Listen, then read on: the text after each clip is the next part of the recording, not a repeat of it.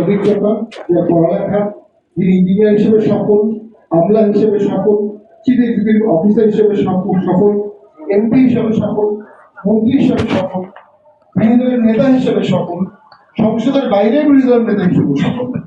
এই বর্ণাঢ্য জীবনের সম্পর্কে আমাদের উদীয়মান রাজনীতিবিদদের জানা উচিত এবং এর থেকে অনেক শিক্ষণীয় কিছু আছে।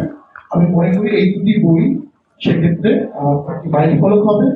আমরা সবাইকে আহ্বান জানাবো এই বইটি আপনারা পড়বেন, সার্কুলেট করবেন। কি হয়েছে? মিনিস্টার ফ্রিজ কিনে হাম্বা জিতেছে।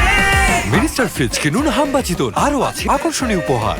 আর নতুন প্রজন্মের রাজনীতিবিদদের জানা উচিত কিভাবে একজন পলিটিশিয়ান তৈরি হয়, কিভাবে একজন পলিটিশিয়ান সংসদ সদস্য হয়, কিভাবে একজন সংসদ সদস্য রাজনীতিবিদ হয়, কিভাবে একজন রাজনীতিবিদ দেশের স্বার্থে সঠিক সিদ্ধান্ত নিতে হয়। এই বইগুলোর মধ্যে সেগুলো আছে।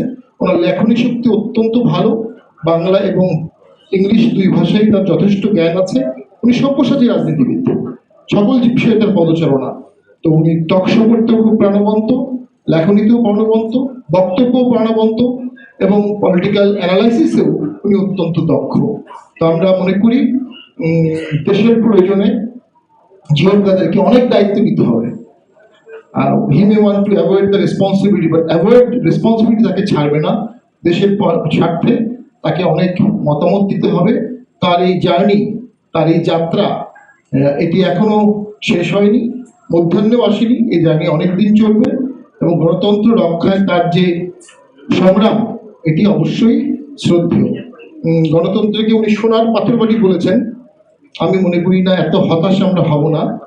আমরা সোনার পাথর বাটি না, আমরা সোনার বাটিই করবো গণতন্ত্রকে, জি এম কাদেরের নেতৃত্বে। ধন্যবাদ সবাই।